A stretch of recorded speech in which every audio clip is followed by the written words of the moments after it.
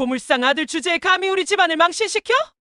웨딩홀에 울려 퍼진 이 한마디와 함께 신랑의 뺨에는 붉은 손자국이 새겨졌습니다. 결혼식장 한복판에서 예비 장모가 사위의 뺨을 때린 거예요. 수백 명의 하객들이 지켜보는 가운데 벌어진 충격적인 사건이었습니다. 신랑 측 하객석은 텅 비어 있었고 화환도 거의 없었어요. 반면 신부 측은 화려한 하객들과 꽃으로 가득했습니다. 예비 장모는 이 모습을 보고 참지 못했던 거예요. 고물상 집안이라며 무시하고 강남집도 마련하지 못한다며 비웃었던 그 장모가 마침내 폭발한 겁니다. 하지만 그녀는 몰랐습니다.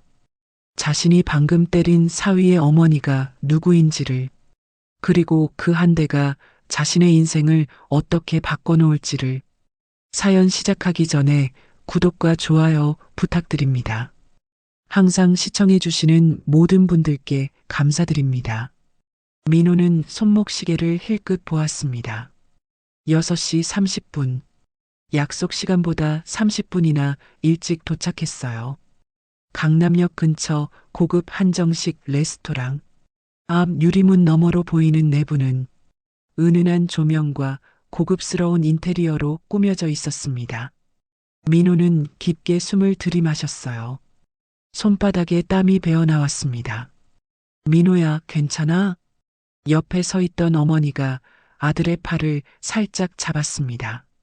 박영숙은 예순의 나이임에도 단단한 체구와 곧은 자세를 유지하고 있었어요. 오늘을 위해 새로 장만한 검은색 정장이 그녀의 몸에 꼭 맞았지만 손등에는 세월의 흔적이 고스란히 남아 있었습니다. 거친 굳은 살과 몇 개의 오래된 상처, 수십 년간 폐고처를 다루며 살아온 증거였죠. 민호는 어머니를 바라보며 고개를 끄덕였습니다. 네, 어머니. 괜찮아요. 하지만 괜찮지 않았어요. 가슴이 두근거렸고 목구멍이 바짝 말랐습니다. 오늘은 윤소연의 부모님을 처음 만나는 날이었으니까요. 민호는 소연을 만난 지 3년이 되었습니다. 대기업 건설사 오너, 집안의 딸과 고물상 아들. 처음부터 쉬운 사랑은 아니었어요. 하지만 소연은 민호의 성실함과 진심을 믿었고 민호는 소연의 따뜻함과 용기에 반했습니다. 7시가 되자 검은색 대형 세단 한 대가 레스토랑 앞에 멈춰 섰습니다. 운전기사가 차에서 내려 뒷문을 열었고 가장 먼저 내린 사람은 화려한 베이지색 트위드 재킷을 입은 중년 여성이었어요.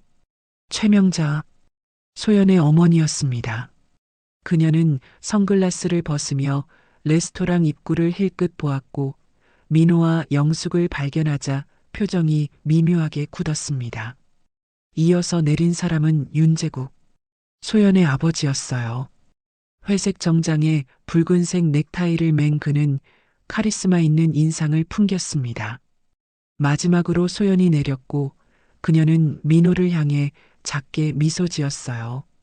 하지만 그 미소 속에는 긴장이 숨어 있었습니다. 어서 오세요. 민호가 먼저 인사를 건넸습니다. 영숙도 정중하게 고개를 숙였어요. 그러나 명자는 대답 대신 민호와 영숙을 위아래로 훑어보았습니다.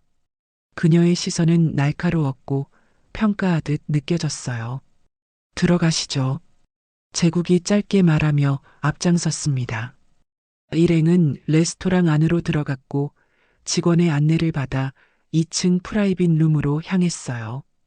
방 안에는 6명이 앉을 수 있는 원형 테이블이 놓여 있었고 창밖으로는 강남의 야경이 펼쳐졌습니다. 자리에 앉자마자 명자가 입을 열었습니다. 사실 민호는 이미 2달 전에 소연의 부모님을 만난 적이 있었어요. 소연의 집에서 잠깐 인사를 나눴었죠. 하지만 그때는 형식적인 인사에 불과했고 오늘이야말로 본격적인 첫 자리였습니다. 민호군, 회사 생활은 어때? 소연이한테 들으니까 대기업에 다닌다면서? 네, 올해 대리로 진급했니다. 민호는 차분하게 대답했어요. 명자는 고개를 끄덕이며 시선을 영숙에게 돌렸습니다. 어머님은 뭐 하세요? 순간 공기가 무거워졌습니다. 영숙은 잠시 침묵했다가 담담하게 말했어요. 폐고철을 수집하는 일을 하고 있습니다. 명자의 눈썹이 살짝 올라갔습니다. 제국은 찻잔을 들어 입에 댔지만 표정에는 미세한 당혹감이 스쳤어요. 소연은 재빨리 끼어들었습니다. 어머니, 민호 어머님은 정말 대단하신 분이세요. 혼자 힘으로 민호를 키우시고 대학까지 보내셨어요. 그래요, 대단하시네요. 명자는 웃었지만 그 웃음에는 온기가 없었습니다. 오히려 비웃음에 가까웠어요. 그녀는 물잔을 들며 다시 입을 열었습니다. 근데 고물상이라고요? 명자는 고물상이라는 단어를 또박또박 발음했습니다. 마치 그 단어를 입에 담는 것 자체가 불쾌하다는 듯이요. 영숙은 미동도 하지 않았습니다. 그녀는 수십 년간 온갖 편견과 무시를 견뎌왔던 사람이었어요. 네, 그렇습니다. 영숙의 대답은 간결했습니다. 민호는 주먹을 꽉 쥐었어요. 손톱이 손바닥을 파고들었지만 그는 표정을 유지하려 애썼습니다. 요즘 젊은 사람들 결혼하려면 집 문제가 제일 중요하잖아. 명자는 화제를 바꾸며 민호를 똑바로 바라보았습니다. 혹시 신혼집은 어떻게 준비할 계획이야? 당연히 남자 쪽에서 마련하는 거 알지? 민호는 예상했던 질문이었습니다. 하지만 막상 듣고 보니 가슴이 답답했어요. 그는 천천히 대답했습니다. 동탄 신도시에 24평 전세로 알아보고 있습니다. 제 형편에 맞게 시작하려고요. 명자의 얼굴이 굳었습니다. 제국도 찻잔을 내려놓으며 미간을 찌푸렸어요. 동탄이라고? 그것도 전세? 명자의 목소리가 한 옥타브 높아졌습니다. 그녀는 고개를 저으며 혀를 찼어요. 요즘 신혼집은 최소한 강남에 30평은 돼야 체면이 서는데 우리 소연이가 동탄에서 산다고? 전세라니.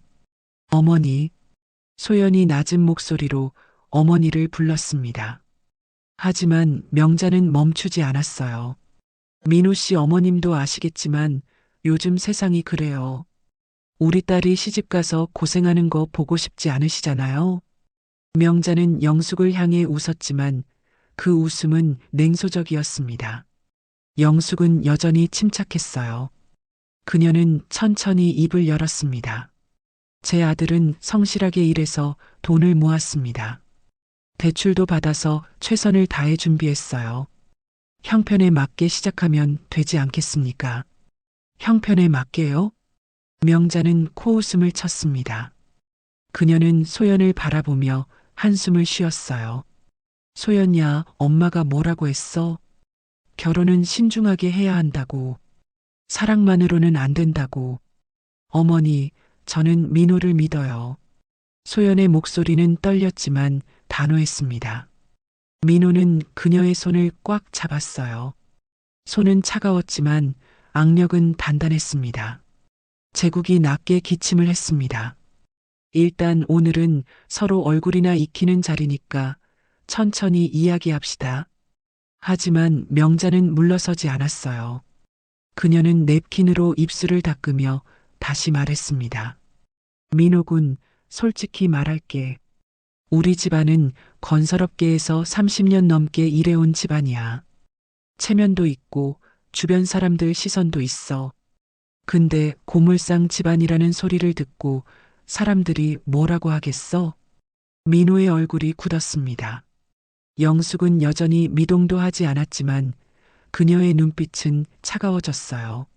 소연은 눈물이 고였습니다. 어머니, 그만하세요. 내가 뭘 잘못 말했어? 현실을 얘기하는 거잖아. 명자는 어깨를 으쓱했습니다. 그녀는 가방에서 립스틱을 꺼내 거울을 보며 화장을 고쳤어요. 마치 이 자리가 지루하다는 듯이요. 민호는 깊게 숨을 들이마셨습니다. 가슴속에서 뜨거운 무언가가 치솟았지만 그는 참았어요. 그는 명자를 똑바로 바라보며 말했습니다. 저희 형편이 넉넉하지 않은 건 사실입니다. 하지만 저는 제 어머니를 존경합니다. 혼자서 저를 키우시고 대학까지 보내주셨어요.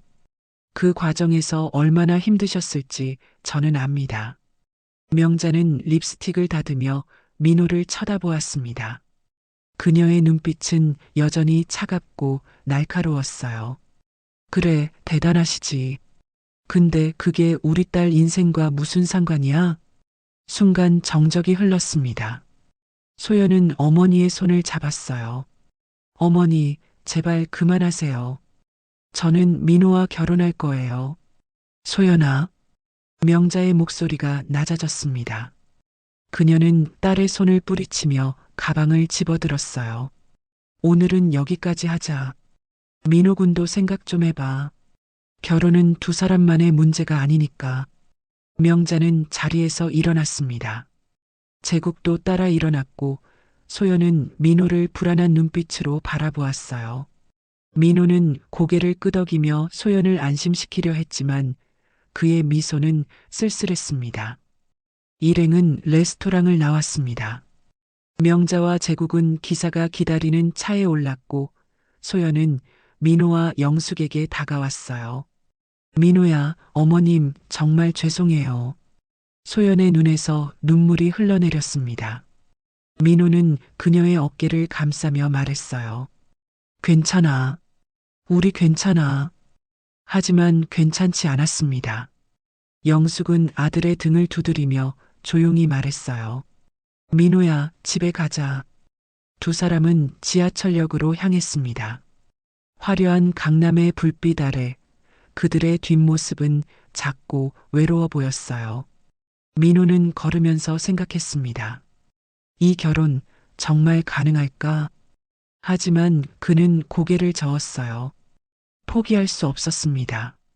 소연을 사랑했고 그녀도 자신을 믿어주었으니까요. 상견례가 끝난 다음 날 아침, 민호는 회사 책상 앞에 앉아 있었지만 일이 손에 잡히지 않았습니다.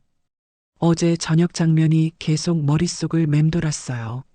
장모의 차가운 눈빛, 고물상이라는 단어를 내뱉을 때의 냉소적인 표정. 민호는 키보드 위에 손을 올렸지만 아무것도 타이핑하지 못했습니다. 휴대폰이 울렸어요. 소연이었습니다. 민호야, 지금 통화 괜찮아? 응, 괜찮아. 민호는 자리에서 일어나 회의실로 향했습니다. 문을 닫고 전화를 받자 소연의 목소리가 들려왔어요. 목소리는 피곤하고 무거웠습니다. 어제 정말 미안했어. 우리 엄마가 너무 심했어. 괜찮아. 이해해. 민호는 거짓말을 했습니다. 사실 괜찮지 않았어요. 하지만 소연에게 부담을 주고 싶지 않았습니다.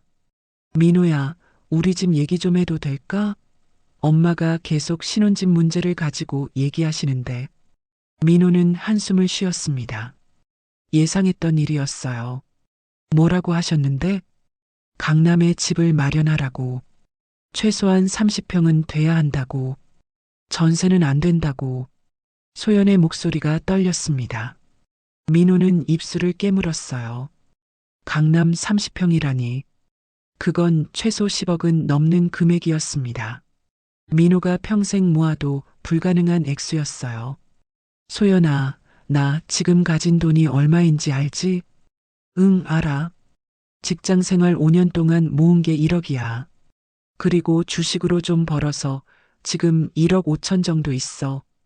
여기에 신용대출이랑 회사 대출 합치면 2억에서 2억 5천 정도 더 받을 수 있고. 민호는 천천히 설명했습니다. 그는 지난 몇 주 동안 은행을 여러 곳 돌아다니며 대출 한도를 알아봤어요.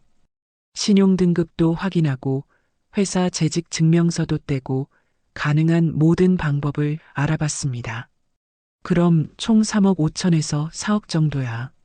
이 돈으로 동탄 신도시 24평 전세를 구할 수 있어. 2억 5천에서 3억 정도면 구할 수 있을 것 같아. 민호는 창밖을 바라보았어요. 회의실 창 너머로 서울의 빌딩 숲이 보였습니다. 저 안에는 수많은 사람들이 살아가고 있었죠. 그들도 모두 자기 형편에 맞게 살아가고 있을 거예요. 소연아, 나는 이게 최선이야. 더 이상은 무리야. 응, 알아. 나도 그걸로 충분해. 근데 우리 엄마가, 소연은 말을 잇지 못했습니다. 민호는 알았어요. 장모가 뭐라고 했을지, 동탄은 안 된다고, 강남이어야 한다고, 체면이 서지 않는다고. 소연아, 우리 만나서 얘기하자. 오늘 저녁에. 응, 그러자. 전화를 끊고 민호는 다시 자리로 돌아왔습니다. 하지만 일은 여전히 손에 잡히지 않았어요. 그는 인터넷 부동산 사이트를 켰습니다. 동탄 신도시 전세 매물을 검색했어요. 24평, 전세 3억. 괜찮은 매물들이 몇 개 보였습니다. 깨끗한 신축 아파트, 지하철역도 가깝고 서울 출퇴근도 가능한 거리였어요. 민호는 사진을 하나하나 들여다보았습니다. 넓은 거실 작지만 아늑한 방 2개, 깨끗한 주방. 소연과 함께 살아갈 공간이었어요. 민호는 미소 지었습니다. 비록 강남은 아니지만 이곳이면 충분했어요. 두 사람이 행복하게 살 수 있을 것 같았습니다. 그날 저녁 민호와 소연은 회사 근처 카페에서 만났습니다. 소연은 평소보다 화장이 연했어요. 눈 밑에는 다크서클이 보였습니다. 잠을 제대로 못 잔 것 같았어요. 민호야. 소연이 먼저 입을 열었습니다. 우리 엄마가 오늘도 전화하셨어. 동탄은 안 된다고. 강남 아파트를 알아보라고. 민호는 커피잔을 내려놓았습니다. 손이 떨렸어요. 하지만 그는 침착하게 말했습니다. 소연아, 나는 강남에 집을 마련할 수 없어. 그건 물리적으로 불가능해. 내가 가진 돈으로는 동탄이 최선이야. 나도 알아. 나는 동탄도 좋아. 근데 우리 엄마는. 소연의 눈에 눈물이 고였습니다. 민호는 그녀의 손을 잡았어요. 소연아, 우리 결혼하는 거 맞지? 응. 그럼 우리 형편에 맞게 시작하자. 나중에 돈 더 모으면 그때 강남으로 가도 돼. 처음부터 무리하면 나중에 더 힘들어. 민호의 목소리는 단호했습니다. 그는 이미 마음을 정했어요. 장모의 요구를 들어줄 수 없었습니다. 그건 현실적으로 불가능한 일이었으니까요. 알았어. 내가 엄마한테 다시 얘기해 볼게. 소연은 고개를 끄덕였습니다. 하지만 그녀의 표정은 어두웠어요. 민호도 알았습니다. 장모를 설득하는 건 쉽지 않을 거라는 걸. 다음 날 민호는 어머니와 함께 동탄으로 향했습니다. 부동산 중개소에서 약속을 잡았어요. 실제로 집을 보러 가는 날이었습니다. 지하철을 타고 1시간 넘게 이동했어요. 영숙은 말이 없었습니다. 그녀는 창밖을 바라보며 무언가 생각에 잠긴 듯 했어요. 어머니, 괜찮으세요? 민호가 조심스럽게 물었습니다. 영숙은 고개를 돌려 아들을 바라보았어요. 응, 괜찮아. 너는? 저도 괜찮아요. 하지만 둘 다 괜찮지 않았어요. 상견례 이후로 집안 분위기는 무겁기만 했습니다. 동탄역에 도착하자 부동산 중개인이 마중 나왔습니다. 40대 중반쯤 되어 보이는 남성이었어요. 안녕하세요. 박민호 고객님 맞으시죠? 네, 맞습니다. 자, 그럼 가시죠. 제가 좋은 매물 몇 개 골라놨습니다. 그들은 차를 타고 단지로 향했습니다. 신축 아파트 단지였어요. 깨끗하고 현대적인 건물들이 줄지어 서 있었습니다. 조경도 잘 되어 있었고 놀이터도 보였어요. 민호는 마음에 들었습니다. 첫 번째 집에 들어갔을 때 민호는 감탄했어요. 넓은 거실에 햇빛이 가득 들어왔습니다. 방 2개는 신혼부부가 쓰기에 딱 적당한 크기였어요. 주방도 깨끗하고 넓었습니다. 화장실은 2개였고 베란다도 있었어요. 여기 어때요, 어머니? 민호가 물었습니다. 영숙은 천천히 집안을 둘러보았어요. 그녀는 베란다로 나가 창문을 열었습니다. 바람이 불어왔어요. 좋구나.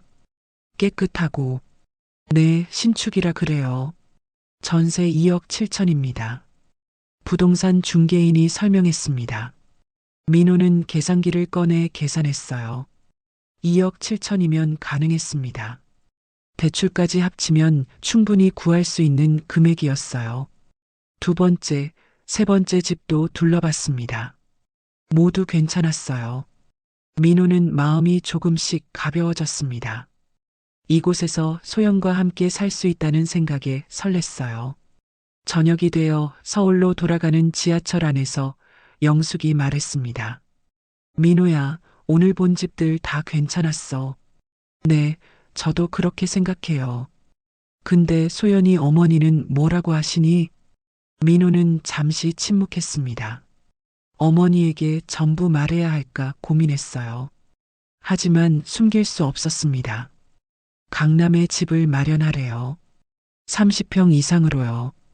영숙의 표정이 굳었습니다.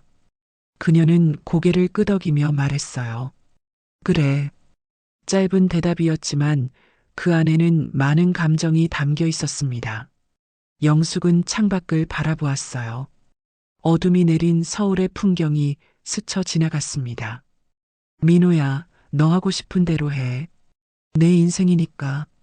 네, 어머니. 하지만 민호는 알았습니다. 이 결혼이 쉽지 않을 거라는 걸. 장모와의 갈등은 시작에 불과했어요. 앞으로 더 큰 시련이 기다리고 있을지도 몰랐습니다. 그래도 민호는 포기하지 않기로 했어요. 소연을 사랑했고 그녀와 함께 미래를 만들고 싶었으니까요. 집에 도착했을 때 민호의 휴대폰이 울렸습니다. 소연이었어요. 민호야, 미안해.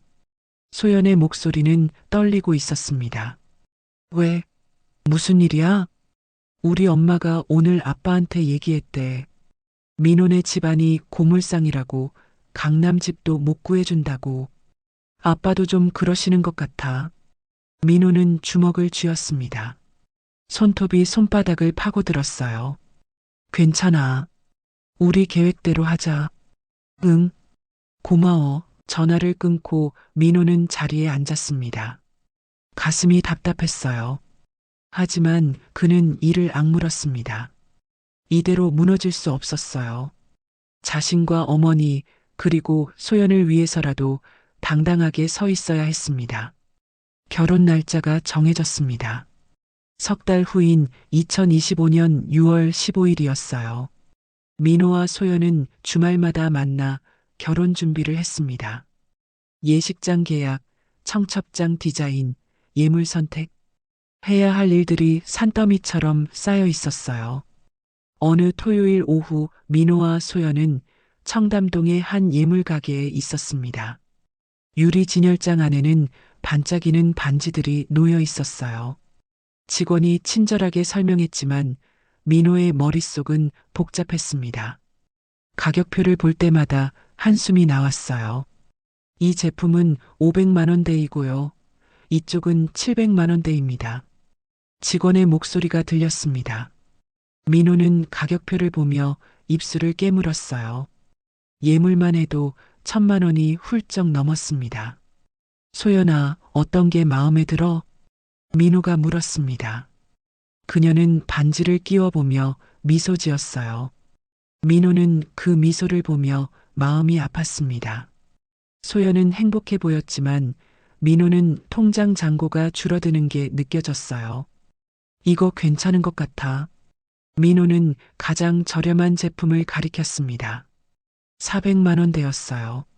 소연은 고개를 끄덕였지만 표정이 살짝 어두워졌습니다. 그래, 이걸로 하자. 하지만 직원이 말했습니다. 손님, 이 제품은 품절이에요. 다음 입고는 2달 후입니다. 아, 민호는 실망했습니다. 결국 그들은 600만 원대 제품을 선택했어요. 민호는 카드를 꺼내며 한숨을 쉬었습니다. 가게를 나오자 소연이 민호의 팔을 잡았습니다. 민호야, 미안해. 내가 더 싼 걸로 할 걸. 괜찮아. 우리 결혼 반지잖아. 민호는 웃으려 했지만 쉽지 않았어요. 예물만으로도 600만 원. 여기에 예단, 예복, 그리고 예식 비용까지 합치면 금액이 엄청났습니다. 다음 주에는 예단을 준비하는 날이었습니다. 민호는 어머니와 함께 한복집에 갔어요. 영숙은 오랜만에 깨끗한 옷을 입었습니다. 평소 작업복만 입던 그녀였지만 오늘만큼은 단정하게 차려입었어요. 한복집 주인이 예단 목록을 보여줬습니다. 요즘은 보통 이 정도 준비하십니다. 한복 2벌, 이불 세트, 가전제품 몇 가지. 목록을 보던 민호의 얼굴이 굳었습니다. 총액이 2천만 원이 넘었어요. 영숙도 놀란 표정을 지었습니다. 이게 다 필요한 겁니까? 영숙이 조심스럽게 물었습니다. 주인은 고개를 끄덕였어요. 네, 요즘 예단이 다 이렇습니다. 신부 측에서도 기대하시는 부분이고요. 민호는 주먹을 쥐었습니다. 기대라니. 장모가 기대하는 거였어요. 민호는 목록을 다시 보며 계산했습니다. 2천만 원이면 자신의 저축의 거의 전부였어요. 어머니, 어떻게 할까요? 민호가 어머니를 바라보았습니다. 영숙은 한참을 침묵하다가 말했어요. 준비하자. 내 결혼인데. 영숙의 목소리는 담담했지만 눈빛은 슬펐습니다. 민호는 알았어요. 어머니도 이 상황이 힘들다는 걸. 그날 저녁 민호는 소연에게 전화했습니다. 소연아, 예단 목록 받았어? 응, 받았어. 민호야, 너무 많지? 나도 깜짝 놀랐어. 소연의 목소리가 조심스러웠습니다. 괜찮아. 준비할게. 민호야, 정말 미안해. 우리 엄마가 또... 소연은 말을 잇지 못했습니다. 민호는 한숨을 쉬었어요. 내 잘못 아니야. 괜찮아. 하지만 괜찮지 않았습니다. 민호의 통장 잔고는 빠르게 줄어들고 있었어요. 다음 주 일요일 양가 어머니들이 만났습니다. 예단을 전달하는 날이었어요. 민호와 영숙은 트럭을 빌려 예단을 실었습니다. 한복 상자, 이불 보따리, 가전제품 박스들. 트럭이 가득 찼어요. 소연의 집에 도착하자 명자가 나왔습니다. 그녀는 선글라스를 쓰고 있었어요. 표정을 읽을 수 없었습니다. 어서 오세요. 명자의 인사는 형식적이었습니다. 영숙은 정중하게 고개를 숙였어요. 예단 가져왔습니다. 아, 그래요. 들어오세요. 그들은 집 안으로 들어갔습니다. 거실은 넓고 화려했어요. 민호는 주눅이 들었습니다. 소연의 집은 강남 아파트였어요. 평수도 50평이 넘어 보였습니다. 예단을 풀어놓자 명자가 하나하나 살펴봤습니다. 그녀는 한복을 펼쳐보더니 미간을 찌푸렸어요. 이게 얼마짜리예요? 300만 원입니다. 영숙이 대답했습니다. 명자는 코웃음을 쳤어요. 요즘 한복이 이 가격이에요? 좀 싼 거 아니에요? 민호의 얼굴이 붉어졌습니다. 300만 원이 싸다니. 민호에게는 거금이었어요. 죄송합니다. 저희 형편이. 영숙이 말하려 했지만 명자가 끊었습니다. 뭐, 괜찮아요. 어차피 한두 번 입을 거니까. 명자의 말투는 무시하는 듯 했어요. 영숙은 입을 다물었습니다.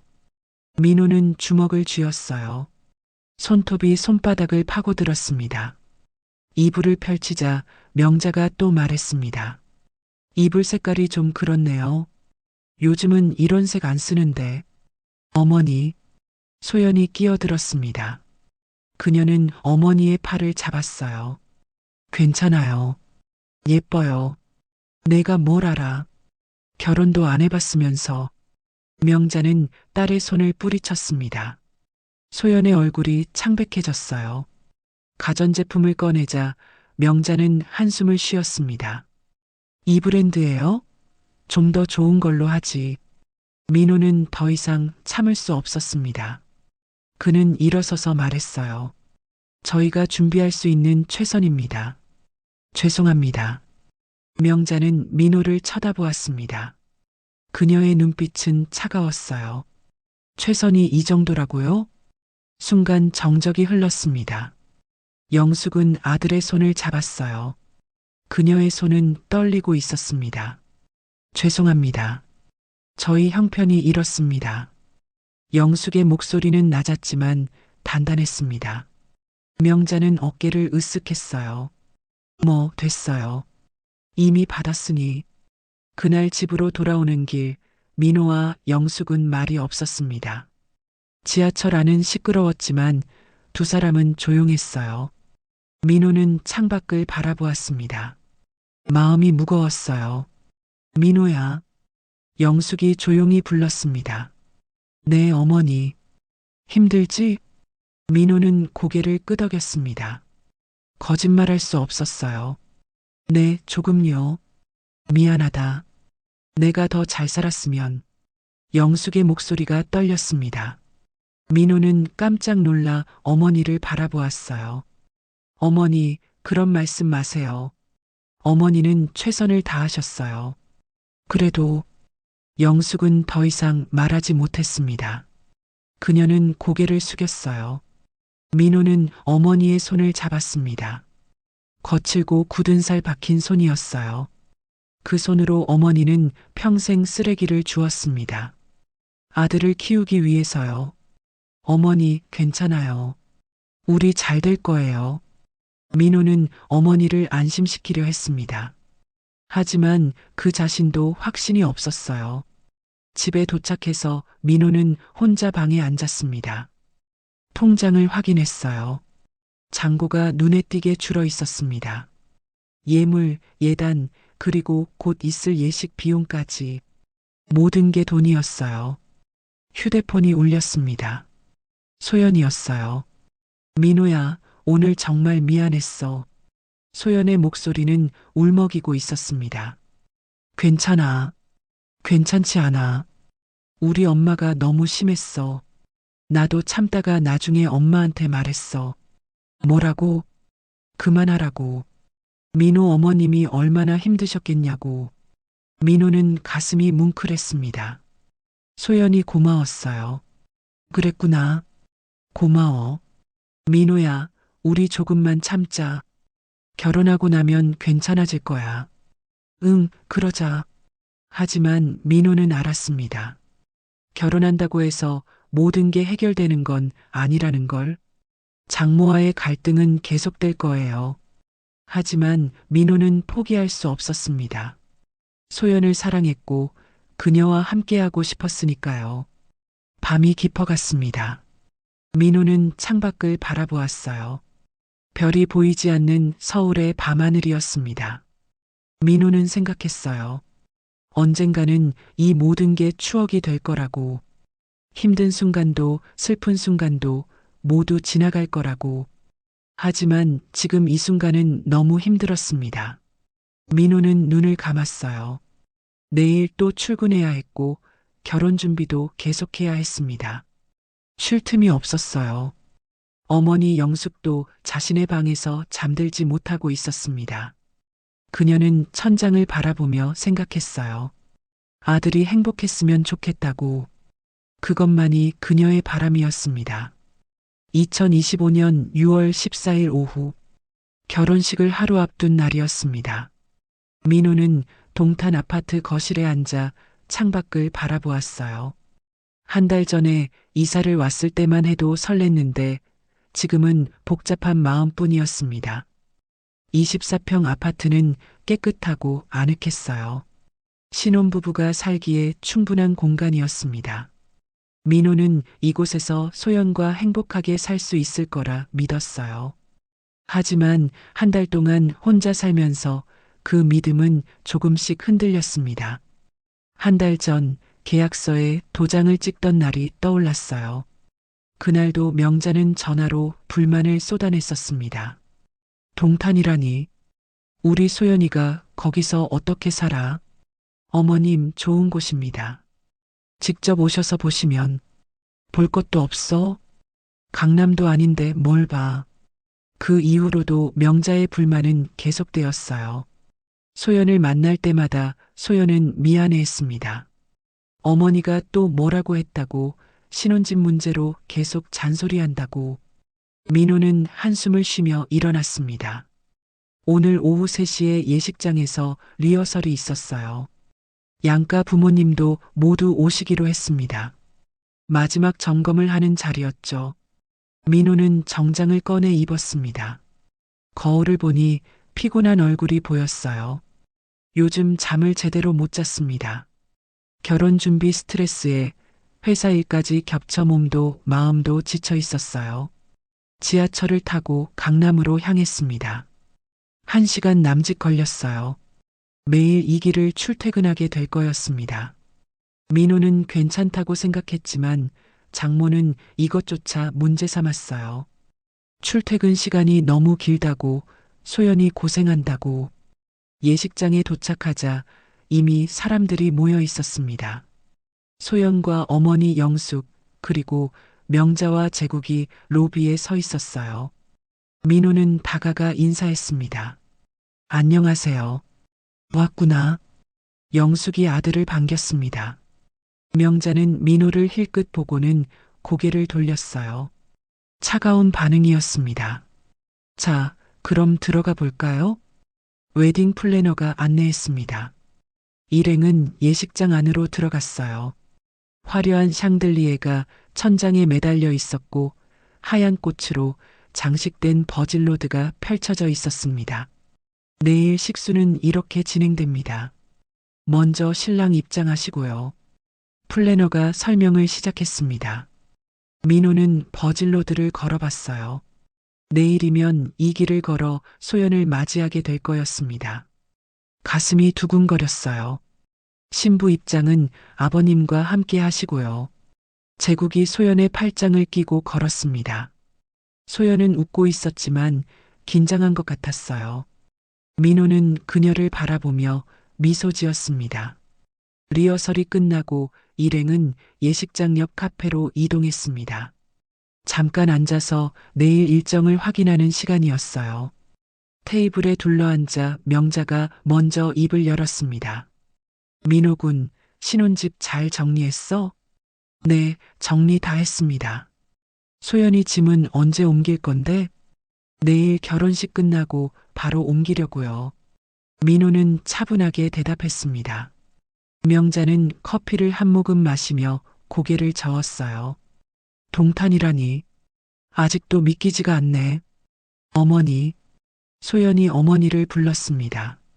명자는 딸을 쳐다보았어요. 왜? 엄마가 틀린 말했어? 우리 딸이 평생 강남에서 살다가 갑자기 동탄으로 가는데 걱정되는 게 당연하지. 어머니, 동탄도 좋은 곳이에요. 민호가 얼마나 고생해서 마련했는데요. 소연의 목소리가 떨렸습니다. 민호는 소연의 손을 잡았어요. 제국이 끼어들었습니다. 됐어. 이제 와서 말해봤자 소용없어. 이미 계약도 했고. 당신도 그만해.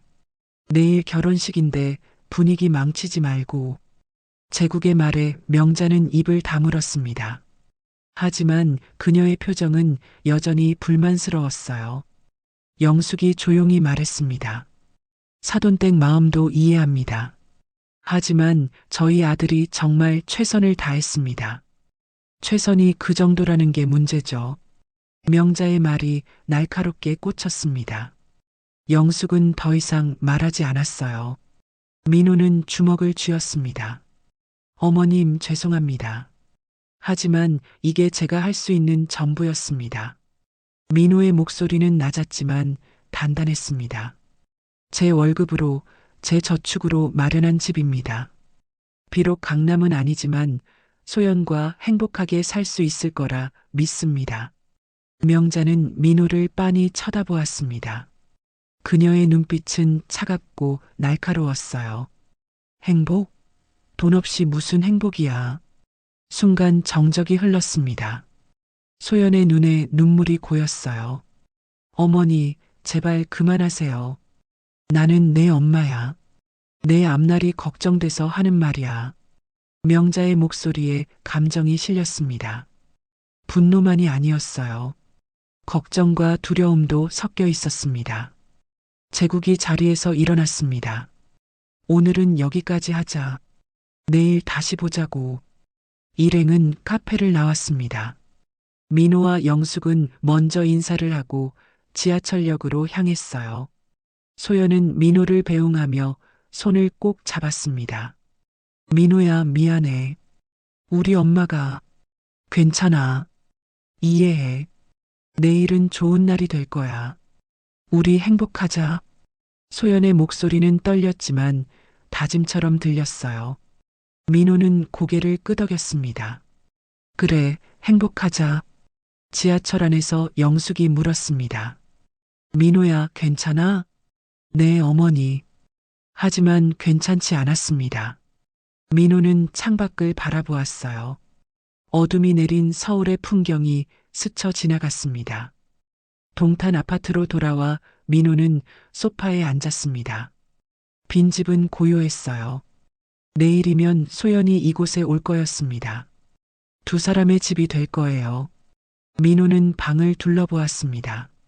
한 달 동안 혼자 정리한 공간이었어요. 소연을 위해 꽃도 사다 놓았고 침대도 새로 장만했습니다. 부엌에는 그릇과 냄비를 갖춰 놓았어요. 모든 게 준비되었습니다. 하지만 민호의 마음은 무겁기만 했어요. 명자의 차가운 눈빛이 계속 떠올랐습니다. 내일 결혼식에서도 저런 표정을 지을까? 민호는 불안했습니다. 휴대폰이 울렸어요. 소연이었습니다. 민호야, 자. 아직. 너는? 나도 잠이 안 와. 떨려. 소연의 목소리가 들렸습니다. 민호는 미소 지었어요. 나도 떨려. 근데 괜찮아. 우리 잘 될 거야. 응. 고마워, 민호야. 내일 봐. 응, 내일 봐. 전화를 끊고 민호는 침대에 누웠습니다. 천장을 바라보며 생각했어요. 내일이면 모든 게 달라질 거라고. 소연과 함께 새로운 인생을 시작할 거라고. 하지만 그는 몰랐습니다. 내일 결혼식장에서 무슨 일이 벌어질지, 그의 인생이 완전히 뒤바뀔 거라는 걸. 민호는 눈을 감았어요. 잠이 오지 않았지만 내일을 위해 쉬어야 했습니다.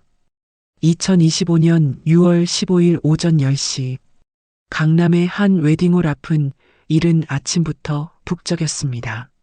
하객들이 하나둘 도착하기 시작했어요. 검은색과 회색 정장을 입은 남자들, 화려한 드레스와 한복을 입은 여자들, 모두들 축복의 미소를 띠고 있었습니다.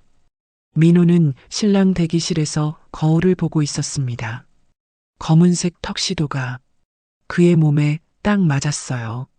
머리는 단정하게 넘겼고 구두는 반짝반짝 빛났습니다.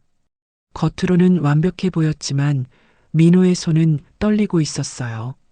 민호야, 괜찮아? 영숙이 아들의 어깨에 손을 얹었습니다. 그녀도 검은색 정장을 차려입었어요. 평소 작업복만 입던 그녀였지만 오늘만큼은 단정하고 품이 있어 보였습니다. 네, 어머니. 괜찮습니다. 민호는 거짓말을 했습니다. 사실 괜찮지 않았어요. 가슴이 두근거렸고 목이 바짝 말랐습니다. 긴장 때문만은 아니었어요. 불안감이 계속 엄습했습니다. 어머니 측 하객분들 많이 오셨나요? 민호가 조심스럽게 물었습니다. 영숙은 잠시 침묵했어요. 아니, 많지 않아. 예. 민호는 깜짝 놀랐습니다. 영숙은 아들을 바라보며 천천히 설명했어요. 나는 사람들한테 내 결혼 소식을 많이 알리지 않았어. 청첩장도 몇 분한테만 돌렸고. 왜요? 축의금 부담 주기 싫었어. 다들 나를 알잖아. 내가 무슨 일 하는지. 사람들이 부담스러워 할까봐. 영숙의 목소리는 담담했지만 민호는 가슴이 먹먹했습니다. 어머니는 평생 그렇게 살았어요. 다른 사람에게 패 끼치지 않으려고 조용히 살아왔습니다. 어머니, 괜찮아. 오늘은 내 날이야. 행복하게만 해. 영숙은 아들의 넥타이를 고쳐줬습니다. 그녀의 손은 거칠었지만 따뜻했어요. 11시가 되자 하객들이 본격적으로 몰려들기 시작했습니다. 민호는 대기실 문틈으로 홀을 살짝 들여다봤어요. 신부 측은 사람들로 가득했습니다. 화려한 화환들이 줄지어 서 있었고 하객들은 웅성거리며 자리를 찾았어요. 반면 신랑 측은 텅 비어 있었습니다. 몇몇 친구들과 회사 동료들이 전부였어요.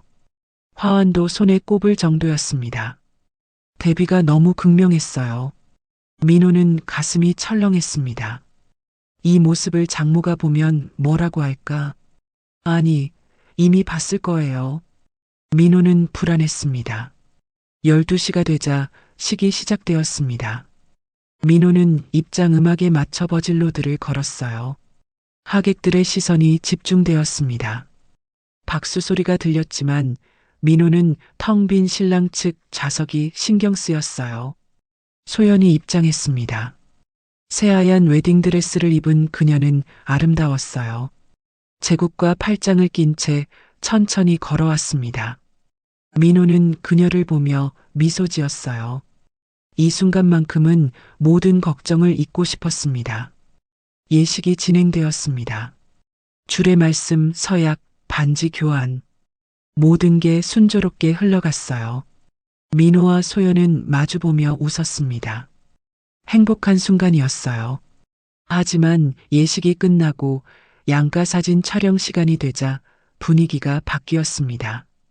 자, 양가 가족분들 모이세요. 사진사가 소리쳤습니다. 민호와 소연이 중앙에 섰고 양쪽으로 가족들이 모였어요. 영숙은 민호 옆에 조용히 섰습니다. 명자와 제국은 소연 옆에 섰어요. 사진을 찍으려는 순간 명자가 주위를 둘러봤습니다. 신랑 측 좌석은 여전히 텅 비어 있었어요. 화환도 몇 개 없었습니다. 반면 신부 측은 사람들로 가득했고 화환이 벽을 따라 늘어서 있었어요. 명자의 얼굴이 굳어졌습니다. 그녀는 사진사를 향해 손을 들었어요. 잠깐만요. 사진사가 멈췄습니다. 하객들이 웅성거리기 시작했어요. 명자는 민호를 쳐다보며 입을 열었습니다. 이게 무슨 꼴이야? 목소리는 낮았지만 날카로웠습니다. 민호는 당황했어요. 신랑 측 하객은 어디 있어? 화환도 없고. 이게 결혼식이야? 명자의 목소리가 점점 커졌습니다. 주변 하객들이 주목하기 시작했어요. 민호는 얼굴이 붉어졌습니다. 죄송합니다. 저희 사정이. 사정? 무슨 사정으로 이런 창피한 꼴을 만들어? 명자의 목소리에 분노가 실렸습니다. 영숙이 나섰어요. 사돈댁, 그건 제가 일부러 그랬습니다. 사람들한테 부담 주기 싫어서. 부담? 결혼식에 하객도 없고 화환도 없으면 어떡해요? 우리 집안 체면이 어떻게 돼요? 명자의 얼굴이 일그러졌습니다. 그녀는 주위를 돌아보며 말했어요. 우리 쪽 하객들이 다 보고 있어요. 이게 무슨 망신이에요? 하객들이 수군거렸습니다. 휴대폰을 꺼내 사진을 찍는 사람들도 있었어요. 민호는 주먹을 쥐었습니다. 어머님, 오늘은 좋은 날입니다. 이러지 마세요. 좋은 날? 지금 이게 좋은 날이야? 명자의 목소리가 더욱 높아졌습니다. 소연이 어머니의 팔을 잡았어요. 엄마, 제발 그만해요. 소연아, 넌 빠져. 이건 어른들 문제야. 명자는 딸의 손을 뿌리쳤습니다. 그녀는 다시 민호를 쳐다보았어요. 민호군, 나는 처음부터 반대했어. 고물상 집안이라는 걸 알았지. 근데 우리 딸이 너를 좋아한다고 해서 참았어. 신혼집도 강남이 아니라고 해서 속상했지만 참았어. 명자의 목소리가 떨렸습니다. 감정이 폭발하고 있었어요. 근데 오늘 이 꼴을 보니까 참을 수가 없어. 하객도 없고 화환도 없고. 이게 결혼식이야? 우리 집안 망신시키는 거야? 민호는 더 이상 참을 수 없었습니다. 그는 명자를 똑바로 바라보며 말했어요. 어머님, 죄송합니다. 하지만 저는 부모님을 부끄럽게 생각한 적이 없습니다. 민호의 목소리는 떨렸지만 단호했습니다. 어머니는 평생 혼자서 저를 키우셨어요. 고물을 주우며 저를 대학까지 보내주셨어요. 그게 얼마나 자랑스러운지 아십니까? 뭐? 명자의 눈이 커졌습니다. 지금 나한테 대들어? 대드는 게 아닙니다. 저는 제 부모님을 존경합니다. 그리고 자랑스럽게 생각합니다. 민호의 말에 영숙의 눈에 눈물이 고였습니다. 소연도 눈물을 흘렸어요. 명자는 얼굴이 새빨개졌습니다. 그녀는 손을 들어 올렸어요. 그리고 순간적으로 민호의 뺨을 세게 때렸습니다. 짝! 소리가 웨딩홀에 울려 퍼졌습니다. 모든 사람들이 숨을 죽였어요. 민호의 뺨에는 붉은 손자국이 선명하게 남았습니다. 고물상 아들 주제에 우리 집안을 망신시켜? 명자의 목소리가 떨렸습니다. 민호는 뺨을 잡고 그녀를 바라보았어요. 충격과 분노, 그리고 슬픔이 뒤섞였습니다. 소연이 비명을 질렀습니다. 엄마, 왜 그래요? 제국이 아내를 잡았습니다. 당신 정신 차려. 하지만 명자는 멈추지 않았어요. 그녀는 영숙을 쳐다보며 말했습니다. 곰을 주어서 뭐 해봤자예요? 이게 당신이 키운 아들이에요? 영숙은 움직이지 않았습니다. 그녀는 명자를 조용히 바라보았어요. 눈빛은 차갑고 단단했습니다. 웨딩홀은 정적에 휩싸였습니다. 하객들은 휴대폰으로 영상을 찍기 시작했어요. 민호는 뺨의 따끔거림을 느끼며 서 있었습니다. 소연이 민호에게 달려왔습니다. 민호야, 괜찮아? 민호는 고개를 끄덕였습니다. 하지만 괜찮지 않았어요. 인생에서 가장 행복해야 할 날이 최악의 날이 되어버렸습니다. 영숙이 아들에게 다가왔습니다. 그녀는 민호의 뺨을 만지며 조용히 말했어요. 민호야, 괜찮아. 엄마가 있어. 그 순간 민호는 눈물이 날 것 같았습니다. 하지만 참았어요. 이 자리에서 무너질 수 없었습니다. 명자는 가방을 집어들고 돌아섰습니다. 나는 못 봐. 이 결혼 인정 못해.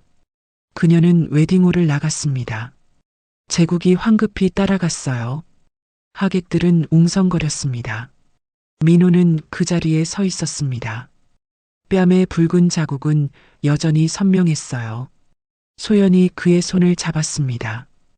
미안해, 민호야. 정말 미안해. 민호는 고개를 저었습니다. 그리고 조용히 말했어요. 괜찮아. 우리 괜찮아. 하지만 모든 게 괜찮지 않았습니다. 결혼식은 망가졌고 민호의 자존심도 무너졌어요. 그날의 충격은 오래도록 남을 거였습니다. 웨딩홀은 여전히 정적에 휩싸여 있었습니다. 명자가 나간 후에도 하객들은 움직이지 않았어요. 모두들 방금 일어난 일을 믿을 수 없다는 표정이었습니다. 신부의 어머니가 신랑의 뺨을 때리다니 누구도 예상하지 못한 일이었어요. 민호는 뺨을 감싸쥐고 서 있었습니다.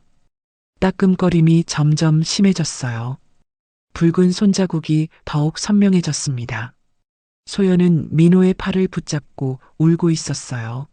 민호야, 정말 미안해. 정말 미안해. 소연의 목소리는 떨렸습니다. 그녀의 웨딩드레스는 눈물로 얼룩졌어요. 민호는 소연의 등을 쓰다듬었습니다. 괜찮아. 내 잘못이 아니야. 하지만 괜찮지 않았습니다.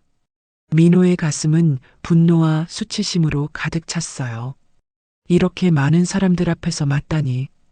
인생에서 가장 행복해야 할 순간이 최악의 순간이 되어버렸습니다. 영숙이 아들에게 다가왔습니다. 그녀는 민호의 뺨을 조심스럽게 만졌어요. 어머니의 손은 차갑고 거칠었습니다. 민호야, 괜찮아? 네, 어머니. 민호는 고개를 끄덕였지만 목소리가 떨렸어요. 영숙은 아들을 바라보았습니다. 그녀의 눈빛은 복잡했어요. 분노, 슬픔, 그리고 무언가 다른 감정이 섞여 있었습니다. 하객들이 웅성거리기 시작했습니다. 저게 무슨 일이야? 결혼식에서 저럴 수가 있어? 신랑 측 사람들이 없는 게 좀 그렇긴 했지만 저렇게까지. 아니, 뺨을 때리다니. 저건 너무한 거 아니야? 소근거림이 점점 커졌습니다. 휴대폰을 든 사람들이 더 많아졌어요. 영상을 찍고 사진을 찍고 SNS에 올리는 사람들도 있었습니다. 영숙이 천천히 앞으로 나섰습니다. 그녀는 하객들을 돌아보며 입을 열었어요. 여러분, 오늘 보기 흉한 모습 보여드려 죄송합니다. 영숙의 목소리는 낮았지만 단단했습니다. 웨딩홀이 다시 조용해졌어요. 모두가 그녀를 바라보았습니다. 저는 고물을 주우며 살아온 사람입니다. 평생 남의 버린 것들을 모으고 그걸 팔아서 아들을 키웠습니다.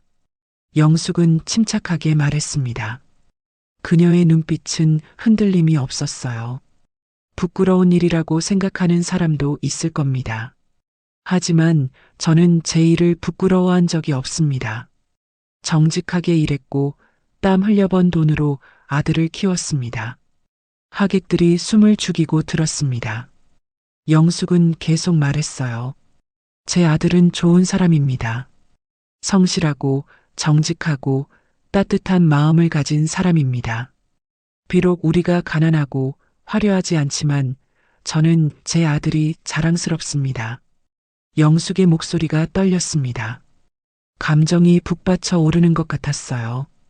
오늘 제 아들이 사돈댁 어르신께 뺨을 맞았습니다. 그건 제 잘못입니다. 제가 더 잘 살았다면, 제가 더 좋은 환경을 만들어줬다면 이런 일은 없었을 겁니다. 어머니. 민호가 어머니를 불렀지만 영숙은 손을 들어 막았습니다. 하지만 한 가지는 분명히 말씀드리고 싶습니다. 사람은 직업으로 판단되는 게 아닙니다.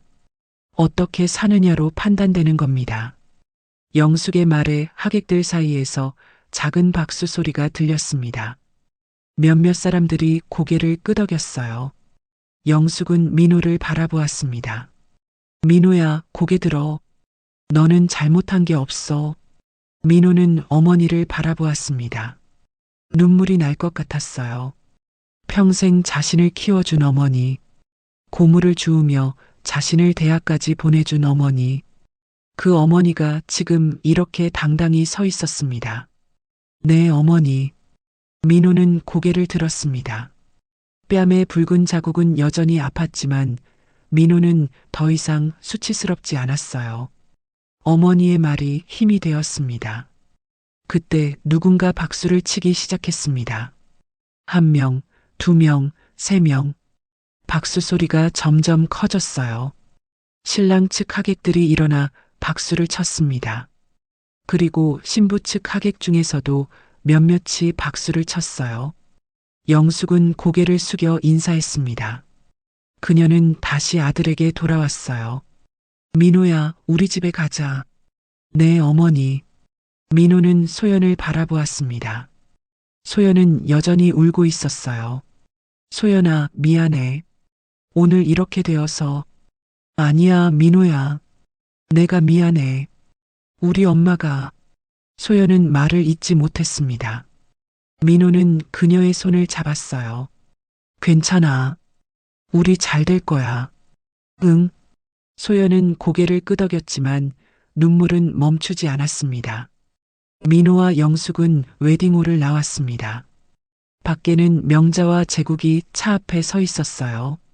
명자는 휴대폰을 보고 있었고 제국은 담배를 피우고 있었습니다. 민호를 보자 명자가 고개를 돌렸습니다. 그녀는 민호와 눈을 마주치지 않았어요. 제국이 담배를 끄며 다가왔습니다. 민호군, 미안하네. 아내가 너무 심했어. 제국의 목소리는 무거웠습니다. 민호는 고개를 숙였어요.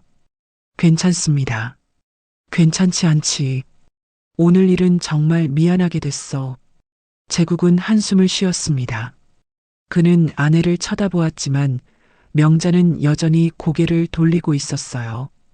영숙이 제국에게 말했습니다. 사돈어른, 오늘 일은 저도 책임이 있습니다. 제가 너무 조용히 결혼식을 치르려고 해서 이런 일이 생겼습니다. 아니요, 그건. 하지만 한 가지는 분명히 말씀드리고 싶습니다. 영숙의 목소리가 단단해졌습니다. 제 아들을 무시하지 마십시오. 저희가 가난하고 보잘것없어 보여도 저희에게도 자존심이 있습니다. 제국은 영숙을 바라보았습니다. 그녀의 눈빛은 강했어요. 제국은 고개를 끄덕였습니다. 알겠습니다. 다시 한번 사과드립니다. 민호와 영숙은 택시를 잡아탔습니다. 차가 출발하자 민호는 창밖을 바라보았어요. 웨딩홀이 점점 멀어졌습니다. 인생에서 가장 행복해야 할 날이 이렇게 끝나다니. 원래라면 지금쯤 소영과 함께 공항으로 가고 있어야 했습니다. 신혼여행지는 발리였어요. 사실 민호는 처음에 가까운 동남아로 가려고 했습니다. 예산도 그렇고 휴가도 길게 낼 수 없었으니까요. 하지만 명자가 계속 발리를 고집했어요. 체면상 발리는 가야 한다고 주변 사람들한테 물어볼 거라고. 결국 민호는 무리를 해서 발리 패키지를 예약했습니다. 일주일 일정에 500만 원. 민호에게는 부담스러운 금액이었어요. 하지만 또다시 장모와 마찰을 빚고 싶지 않았습니다. 그런데 이제 그 여행은 의미가 없어졌어요. 아니, 갈 수도 없었습니다. 이런 상황에서 신혼여행을 간다는 게 말이 안 됐어요. 민호는 휴대폰을 꺼내 항공사에 전화를 걸었습니다. 통화 연결음이 길게 울렸어요. 네, 고객님. 무엇을 도와드릴까요? 저 내일 출발하는 발리행 예약을 변경하고 싶습니다. 예약 번호를 말씀해 주시겠습니까? 민호는 예약 번호를 불렀습니다. 잠시 후 상담원이 말했어요. 고객님, 내일 출발권이신데 오늘 변경하시면 위약금이 발생합니다. 1인당 50만 원씩이에요. 100만 원. 민호는 한숨을 쉬었습니다. 이미 예약금으로 50만 원을 냈는데 거기에 100만 원까지 150만 원이 날아가는 거였어요. 6개월 후로 연기 가능할까요? 잠시만요. 확인해 드리겠습니다. 잠시 기다린 후 상담원이 다시 말했습니다. 네, 가능합니다. 12월 중순으로 연기해 드릴게요. 위약금 100만 원 결제 도와드리겠습니다. 민호는 카드 번호를 불렀습니다. 결제 완료 문자가 왔어요. 100만 원이 그렇게 사라졌습니다. 민호야. 영숙이 아들을 불렀습니다. 네, 어머니. 신혼여행은 연기했습니다. 6개월 후로요. 위약금 많이 나왔니? 괜찮습니다. 민호는 거짓말을 했습니다. 괜찮지 않았어요. 하지만 어머니를 더 걱정시키고 싶지 않았습니다. 힘들지? 민호는 고개를 끄덕였습니다. 거짓말할 수 없었어요. 네, 조금요. 미안하다. 내가 더 잘 살았으면. 어머니, 그런 말씀하지 마세요. 민호의 목소리가 떨렸습니다. 가슴이 먹먹했어요. 어머니는 최선을 다하셨어요. 저는 그걸 알아요. 영숙은 아들의 손을 잡았습니다. 그녀의 손은 거칠었지만 따뜻했어요. 민호야, 잘 들어. 사람들은 우리를 무시할지 몰라. 고물상이라고, 가난하다고. 하지만 우리는 정직하게 살았어. 그게 중요한 거야. 내 어머니. 그리고 기억해. 진짜 가치는 돈이나 지위에 있는 게 아니야. 어떻게 사느냐에 있는 거지. 영숙의 말에 민호는 고개를 끄덕였습니다. 뺨은 여전히 아팠지만 마음은 조금 가벼워졌어요. 택시가 집 앞에 도착했습니다. 민호와 영숙은 차에서 내렸어요. 평범한 주택가였습니다. 화려하지 않았지만 이곳이 그들의 집이었어요. 집으로 들어가며 민호는 생각했습니다. 오늘 일은 평생 잊지 못할 거라고. 하지만 어머니의 당당한 모습도 잊지 못할 거였어요. 그 모습이 민호에게 힘이 되었습니다. 그날 밤 민호는 뺨에 얼음찜질을 하며 앉아 있었습니다. 휴대폰이 계속 울렸어요. 소연에게서 온 문자였습니다. 민호야, 괜찮아? 정말 미안해. 사랑해. 민호는 답장을 보냈습니다. 괜찮아. 나도 사랑해. 하지만 모든 게 괜찮지는 않았습니다. 앞으로 어떻게 될지 몰랐어요. 장모와의 관계, 결혼 생활, 모든 게 불투명했습니다. 하지만 민호는 포기하지 않기로 했어요. 소연을 사랑했고 어머니가 보여준 당당함을 잊지 않을 거였습니다. 2025년 6월 16일 오전 8시, 민호는 잠에서 깼습니다. 뺨이 여전히 욱신거렸어요. 거울을 보니 붉은 자국이 아직 남아 있었습니다. 어제 일이 꿈이었으면 좋겠다고 생각했지만 뺨의 통증이 현실을 말해주었어요. 휴대폰을 확인했습니다. 소연에게서 온 문자가 10통이 넘었어요. 모두 미안하다는 내용이었습니다. 민호는 답장을 보냈어요. 괜찮아. 너 때문이 아니야. 사랑해. 거실로 나가자 어머니는 이미 일어나 있었습니다. 영숙은 TV를 보고 있었어요. 아침 뉴스였습니다. 민호야, 잤니? 네, 어머니. 민호는 소파에 앉았습니다. TV에서는 경제 뉴스가 나오고 있었어요. 민호는 멍하니 화면을 바라보았습니다. 그때 뉴스 앵커의 목소리가 들렸습니다. 다음 소식입니다. 국내 최대 자원순환 기업 에코스틸이 한빛건설과의 모든 계약을 일방적으로 해지한다고 발표했습니다. 민호는 고개를 들었습니다. 에코스틸? 한빛건설? 한빛건설은 장인 제국이 운영하는 회사였어요. 화면에 에코스틸 본사 건물이 나왔습니다. 거대한 고층 빌딩이었어요. 로비에는 에코스틸이라는 간판이 걸려 있었습니다. 에코스틸은 어제 오후 긴급 기자회견을 열어 한빛건설과의 협력 관계를 전면 중단한다고 밝혔습니다. 에코스틸은 국내 철강 재활용 및 자원순환 사업의 선두주자로 연 매출 3조 원 규모의 대기업입니다. 3조 원. 민호는 숨이 막혔습니다. 그 정도 규모의 회사라니. 화면이 바뀌었습니다. 기자회견장이 나왔어요.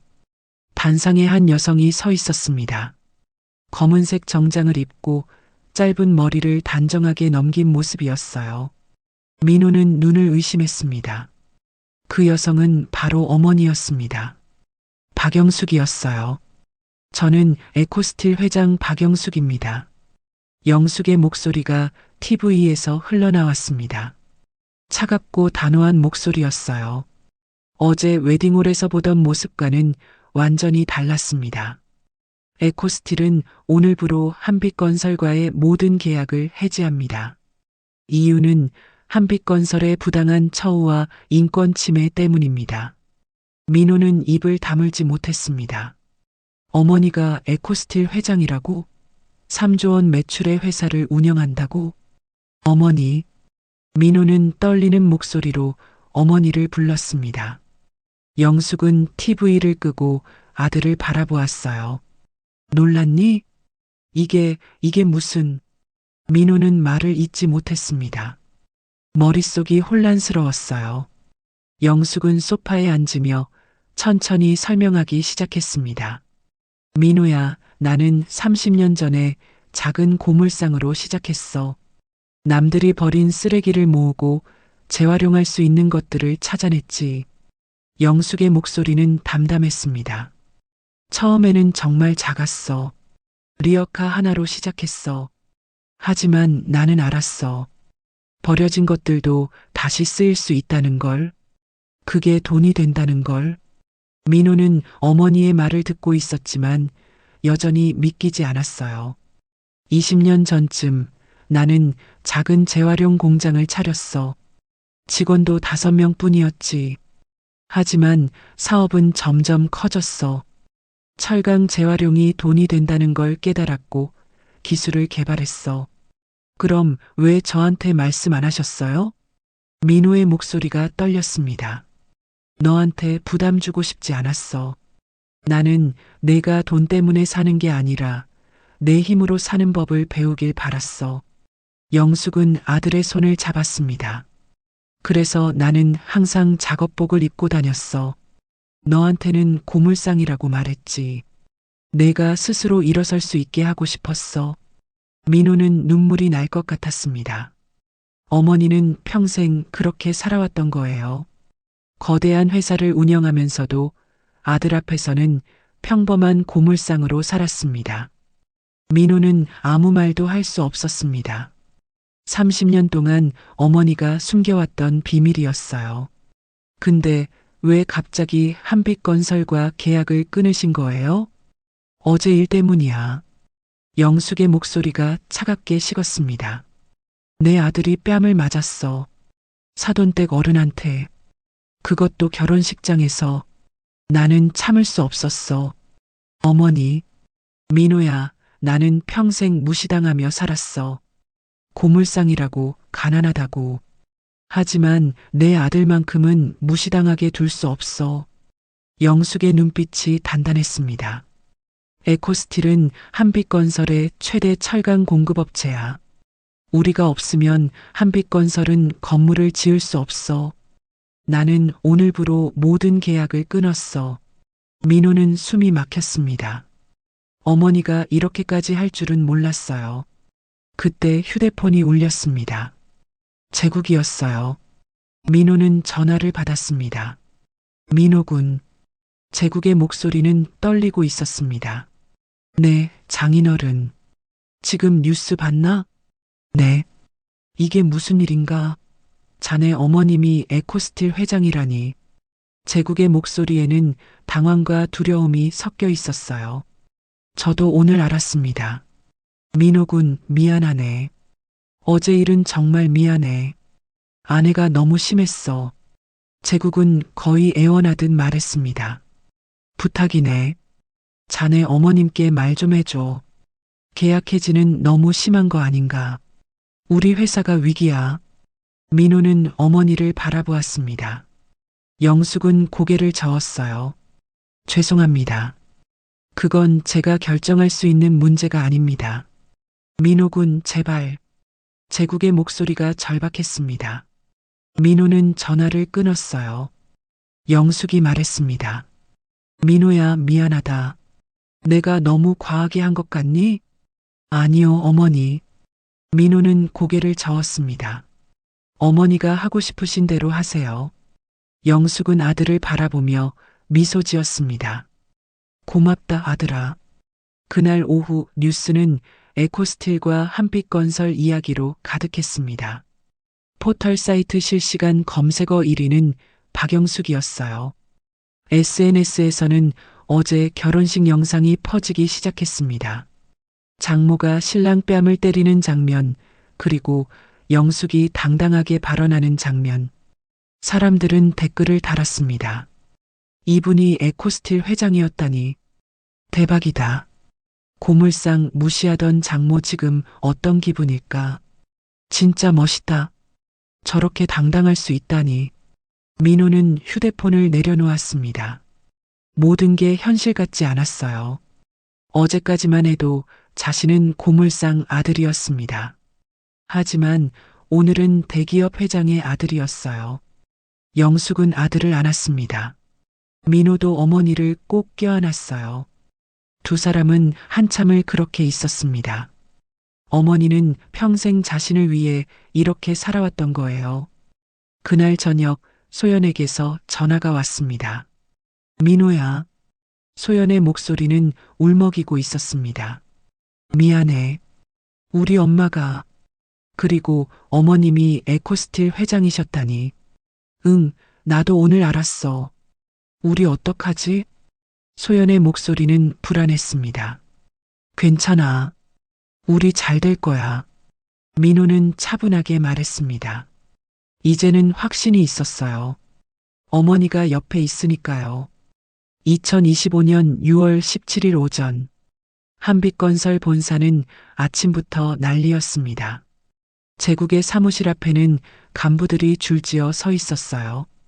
모두들 불안한 표정이었습니다. 회장님, 에코스틸에서 정말 계약 해지 통보를 보냈습니다. 경영지원본부장이 서류를 들고 들어왔습니다. 제국은 서류를 받아들고 읽기 시작했어요. 손이 떨렸습니다. 즉시 효력인가? 네, 오늘부로 모든 철강 공급이 중단됩니다. 제국은 책상을 탁 쳤습니다. 서류가 바닥에 떨어졌어요. 이게 말이 되나? 우리가 얼마나 오래 거래했는데. 15년입니다, 회장님. 15년. 한빛건설과 에코스틸은 15년 동안 협력 관계를 유지해 왔습니다. 에코스틸은 한빛건설의 최대 철강 공급업체였어요. 전체 철강의 70%를 에코스틸에서 공급받았습니다. 당장 진행 중인 현장은 어떻게 하나? 현재 5개 현장이 진행 중입니다. 모두 철강 공급이 끊기면 공사가 중단됩니다. 제국의 얼굴이 창백해졌습니다. 5개 현장 모두 대형 프로젝트였어요. 공사가 중단되면 위약금이 엄청났습니다. 다른 업체한테 연락해봐. 급하게라도 철강을 구해야 해. 이미 알아보고 있습니다. 하지만 경영지원본부장이 말을 흐렸습니다. 하지만 뭐야? 다른 업체들이 난색을 표합니다. 에코스틸이 우리와 거래를 끊었다는 소문이 퍼졌습니다. 다들 꺼려하고 있어요. 제국은 의자에 주저앉았습니다. 가슴이 답답했어요. 그날 오후 더 나쁜 소식이 들려왔습니다. 주거래 은행에서 전화가 온 거예요. 회장님, 은행장님께서 면담을 요청하십니다. 제국은 은행으로 향했습니다. 은행장실에 들어서자 은행장이 심각한 표정으로 앉아 있었어요. 제국 회장님 앉으시죠. 무슨 일입니까? 회장님도 아시겠지만 요즘 한빛건설 상황이 좋지 않습니다. 그건 일시적인 겁니다. 곧 해결될 겁니다. 제국은 애써 침착하게 말했지만 목소리가 떨렸어요.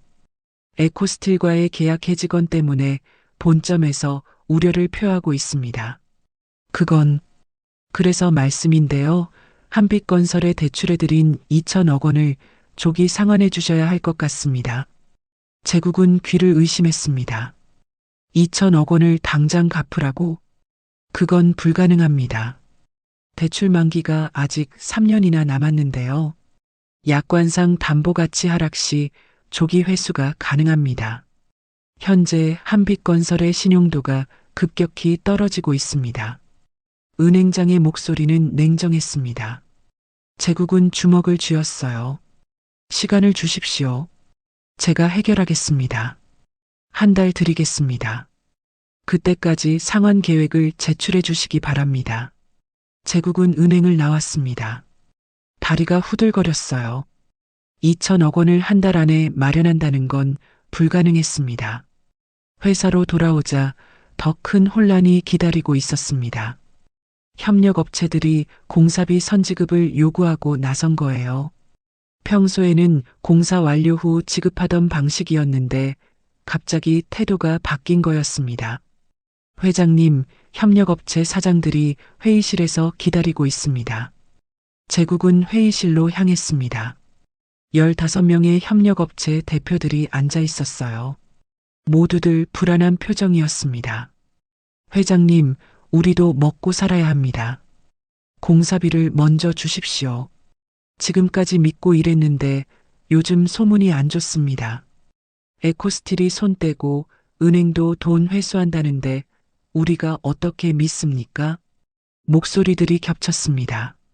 제국은 손을 들어 제지했어요. 여러분, 진정하십시오. 한빛건설은 30년 역사를 가진 회사입니다. 이 정도 위기쯤은 30년이 무슨 소용입니까? 지금 당장 돈이 필요합니다. 한 대표가 소리쳤습니다. 다른 대표들도 고개를 끄덕였어요. 알겠습니다. 최대한 빨리 해결하겠습니다. 제국은 회의실을 나왔습니다. 등에서 식은땀이 흘러내렸어요. 그날 저녁 제국은 집으로 돌아왔습니다. 명자가 거실 소파에 앉아 있었어요. TV에서는 뉴스가 나오고 있었습니다. 한빛건설 위기설이 업계에 확산되고 있습니다. 에코스틸과의 계약 해지 이후 협력사들의 연쇄 이탈이 우려되고 있습니다. 명자가 리모컨으로 TV를 껐습니다. 그녀는 남편을 바라보았어요. 여보, 이게 무슨 일이야? 당신 때문이야.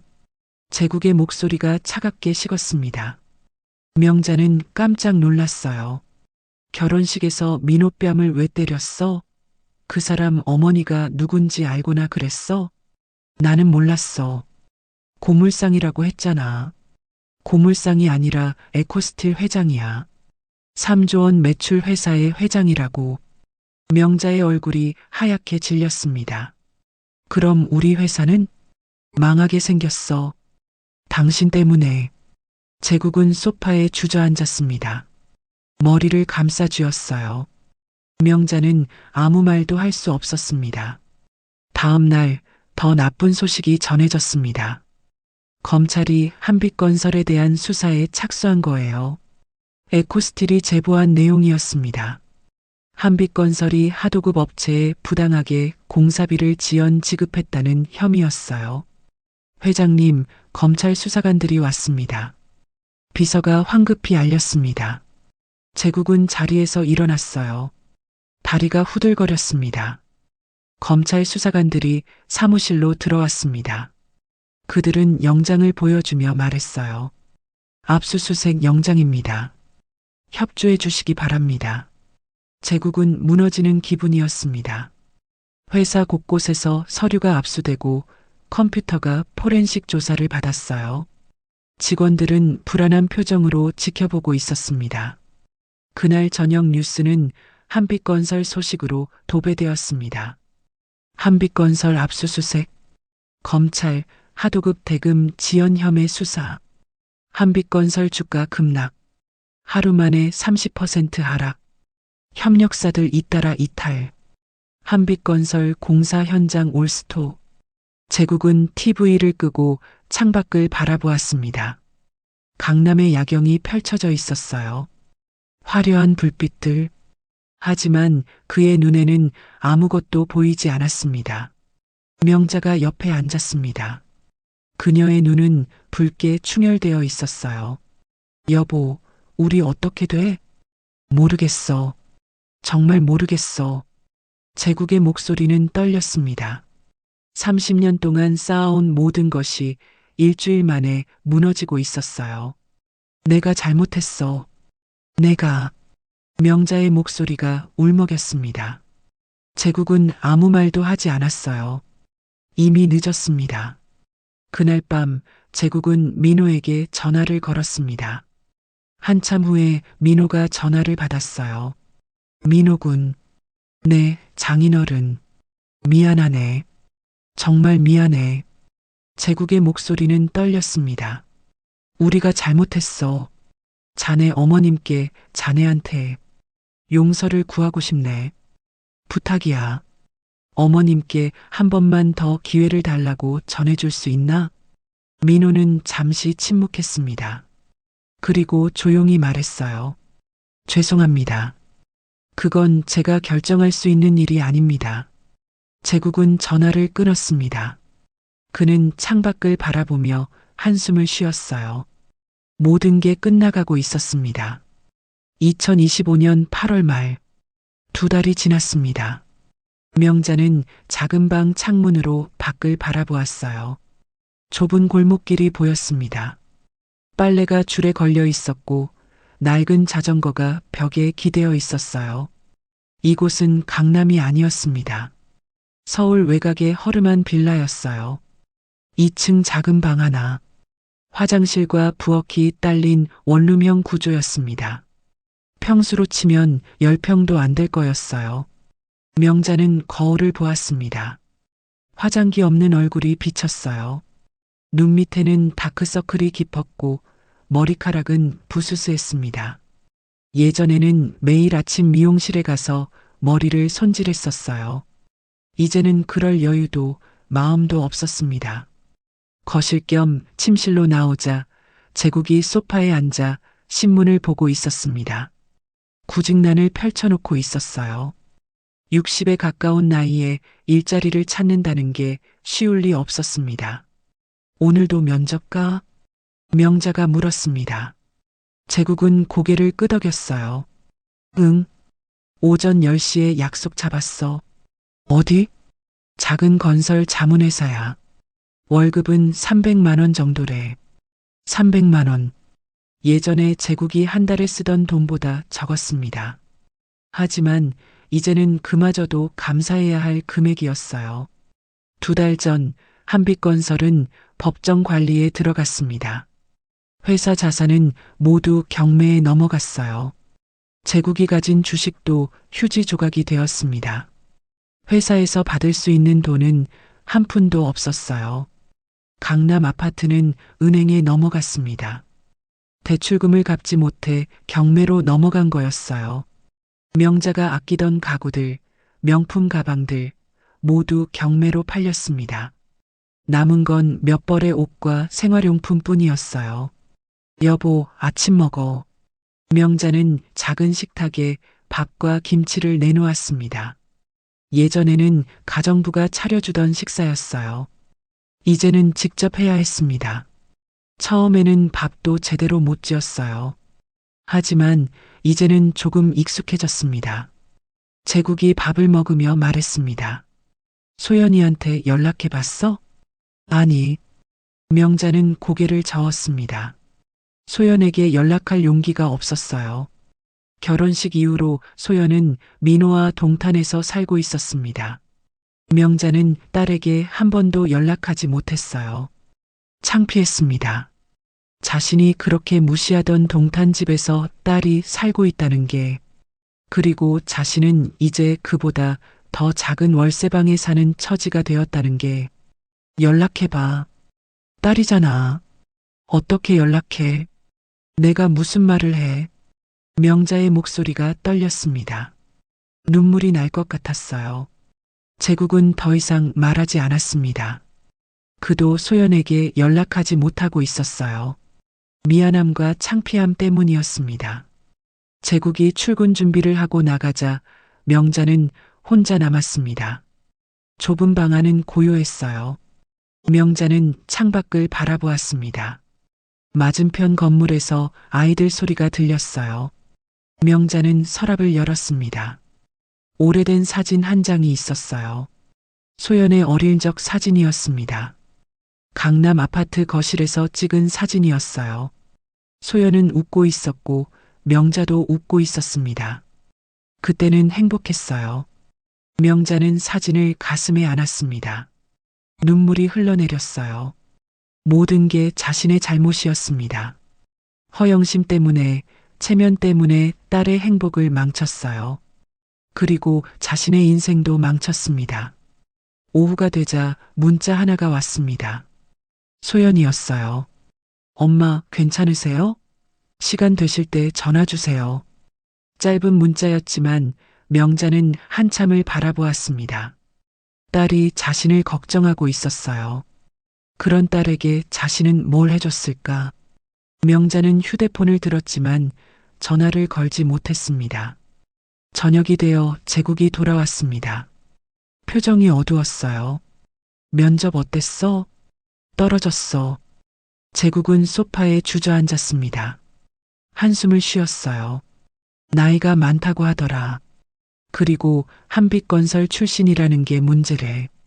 한빛건설은 이제 업계에서 금기어가 되었습니다.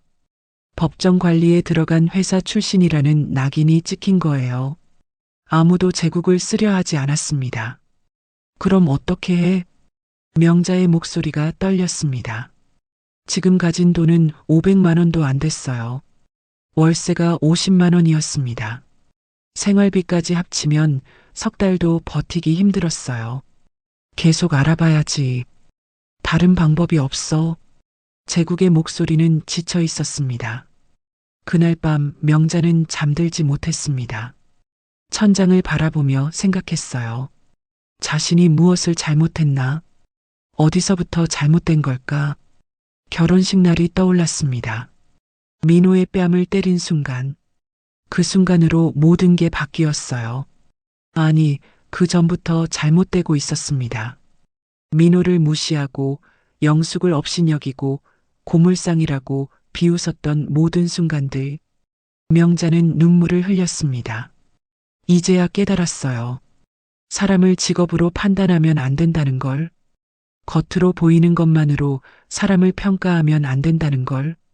영숙은 고물상이 아니었습니다.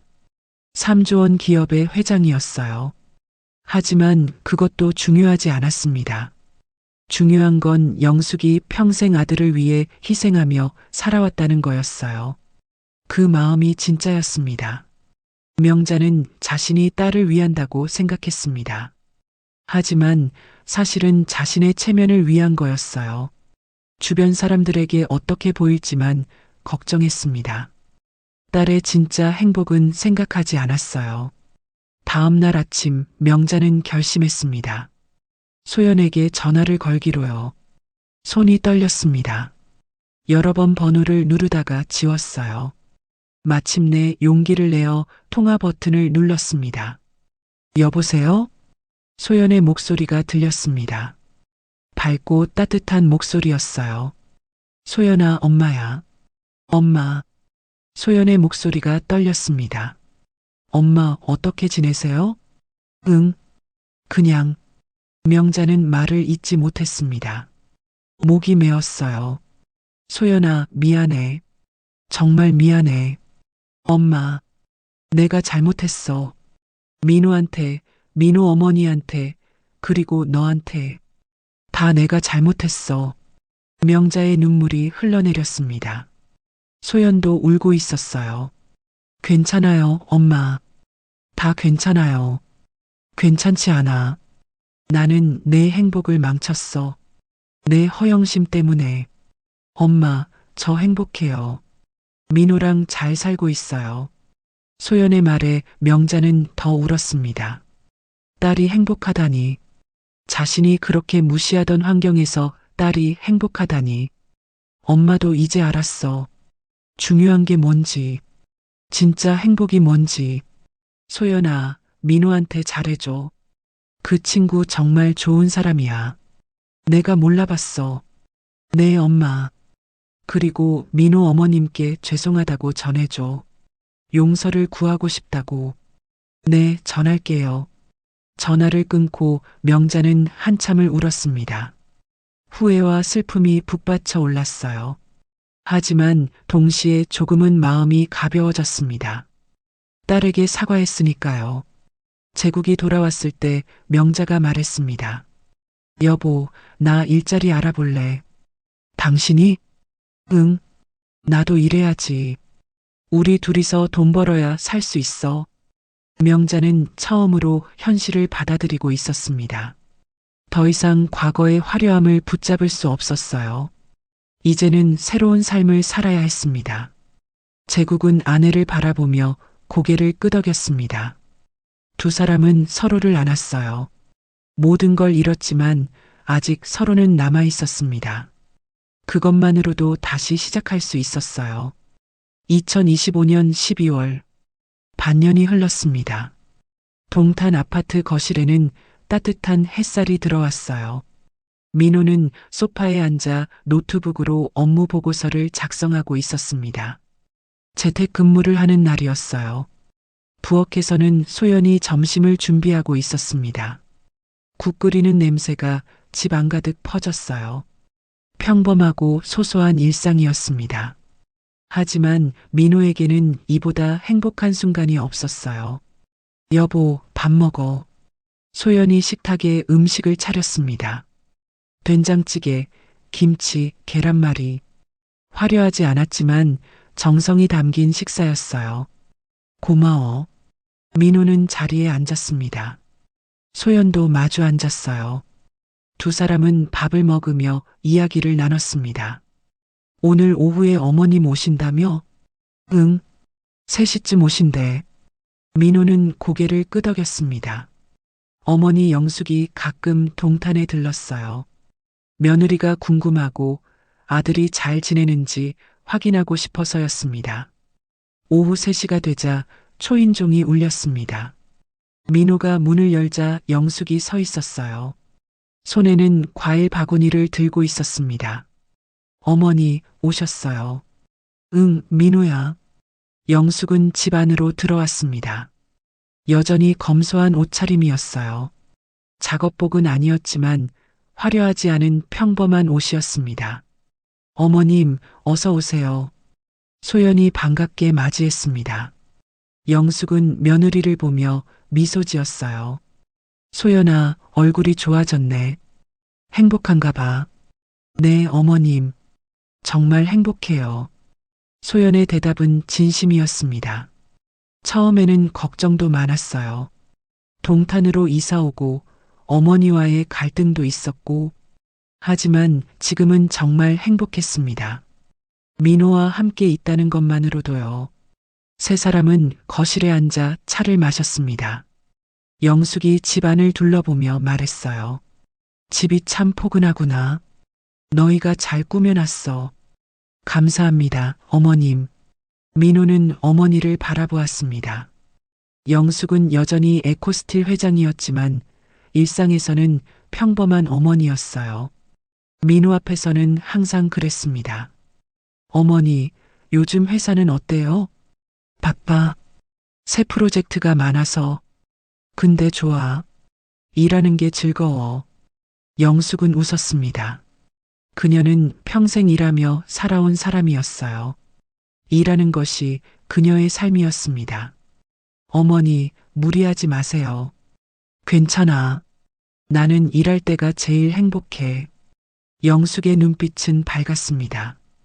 그녀는 진심으로 자신의 일을 사랑했어요. 소연이 조심스럽게 입을 열었습니다. 어머님, 저희 부모님 이야기 들으셨어요? 응, 들었어. 영숙은 고개를 끄덕였습니다. 명자가 작은 식당에서 일하기 시작했다는 소식을 들었어요. 제국도 작은 회사에 취직했다고 했습니다. 용서하셨어요? 소연의 목소리가 떨렸습니다.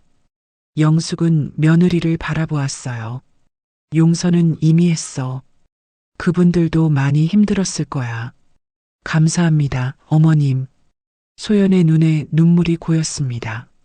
영숙은 며느리의 손을 잡았어요. 소연아, 내 부모님을 원망하지 마. 그분들도 내가 걱정돼서 그랬던 거야. 방법이 잘못됐을 뿐이지. 영숙의 말에 소연은 고개를 끄덕였습니다. 네, 어머님. 영숙이 민호를 바라보며 말했습니다. 민호야, 너도 사돈 어른들을 원망하지 마. 사람은 누구나 실수를 해. 중요한 건 그걸 깨닫고 변하려고 노력하는 거야. 네, 어머니. 민호는 어머니의 말을 마음에 새겼습니다. 결혼식 날의 일은 여전히 아팠어요. 하지만 이제는 조금씩 치유되고 있었습니다. 영숙이 가방에서 작은 상자를 꺼냈습니다. 이거 너희한테 줄게. 뭐예요, 어머니? 민호가 상자를 열자 열쇠 2개가 들어 있었습니다. 이게 뭐예요? 이 집 열쇠야. 전세에서 매매로 전환했어. 이제 이 집은 너희 집이야. 민호는 깜짝 놀랐습니다. 소연도 눈이 커졌어요. 어머니, 이게 무슨... 내가 집주인한테 연락해서 매매로 전환했어. 전세금에 조금 더 보태서 샀어. 영숙은 담담하게 말했습니다. 어머니, 이럴 필요 없는데요. 필요 있어. 너희가 안정적으로 살아야 내가 마음 편해. 영숙은 아들의 손을 잡았습니다. 민호야, 나는 내가 돈 많은 사람이 되길 바라지 않아. 그냥 행복하게 살았으면 좋겠어. 정직하게 일하고 사랑하는 사람과 함께 살면 그걸로 충분해. 민호는 눈물이 날 것 같았습니다. 어머니는 평생 그렇게 살아왔어요. 정직하게 일하고 아들을 사랑하며. 감사합니다, 어머니. 고맙긴. 내 어미니까 당연한 거지. 영숙은 미소 지었습니다. 저녁이 되어 영숙이 돌아간 후 민호와 소연은 베란다에 나왔습니다. 동탄의 야경이 펼쳐져 있었어요. 멀리 서울의 불빛도 보였습니다. 여보, 행복해? 민호가 물었습니다. 소연은 고개를 끄덕였어요. 응, 정말 행복해. 이곳이 강남보다 훨씬 좋아. 강남보다? 응, 여기는 우리 집이잖아. 우리가 사랑하는 곳이잖아. 소연의 말에 민호는 미소 지었습니다. 그는 아내를 안았어요. 며칠 후 민호는 어머니의 회사를 방문했습니다. 에코스틸 본사였어요. 거대한 고층 빌딩이었습니다. 로비에는 에코스틸이라는 간판이 걸려 있었고 직원들이 분주히 움직이고 있었어요. 민호는 회장실로 안내되었습니다. 넓은 사무실에 영숙이 앉아 있었어요. 작업복이 아닌 정장을 입고 있었지만 여전히 검소한 스타일이었습니다. 민호야, 왔구나. 네, 어머니. 민호는 자리에 앉았습니다. 창밖으로 서울의 풍경이 보였어요. 회사가 정말 크네요. 응. 30년 동안 키웠어. 처음에는 정말 작았는데. 영숙은 창밖을 바라보며 말했습니다. 민호야, 나는 항상 버려진 것들을 봤어. 사람들이 쓰레기라고 부르는 것들. 근데 그건 쓰레기가 아니야. 다시 쓰일 수 있는 자원이지. 영숙의 목소리에는 신념이 담겨 있었습니다. 사람도 마찬가지야. 누군가는 가난하다고 직업이 별로라고 무시해. 근데 그건 그 사람의 가치를 말해주지 않아. 중요한 건 어떻게 사느냐야. 민호는 어머니의 말을 듣고 있었습니다. 민호야, 너는 좋은 사람이야. 성실하고 정직하고 따뜻한 마음을 가진 사람이지. 그게 진짜 가치야. 감사합니다, 어머니. 고맙긴. 그냥 사실을 말한 거야. 영숙은 미소 지었습니다. 민호는 회사를 나오며 생각했습니다. 어머니의 말이 맞았어요. 진짜 가치는 돈이나 지위가 아니었습니다. 어떻게 사느냐였어요. 그날 저녁 민호는 동탄 집으로 돌아왔습니다. 소연이 저녁을 준비하고 있었어요. 평범한 일상이었지만 이보다 소중한 게 없었습니다. 여보, 다녀왔어. 응, 어서 와. 소연이 웃으며 맞이했습니다. 민호는 아내를 안았어요. 이 순간이 행복이었습니다. 창밖으로 해가 지고 있었습니다. 새로운 하루가 끝나고 또 다른 하루가 올 거예요. 민호는 알았습니다. 앞으로도 어려움이 있을 거라는 걸. 하지만 사랑하는 사람들과 함께라면 이겨낼 수 있을 거였어요. 어머니가 말했던 것처럼 사람은 직업으로 판단되는 게 아니었습니다. 어떻게 사느냐로 판단되는 거였어요. 그리고 민호는 정직하게 사랑하며 살기로 했습니다. 그게 진짜 자존심이었으니까요. 사람의 진짜 가치는 겉으로 보이는 것이 아닙니다.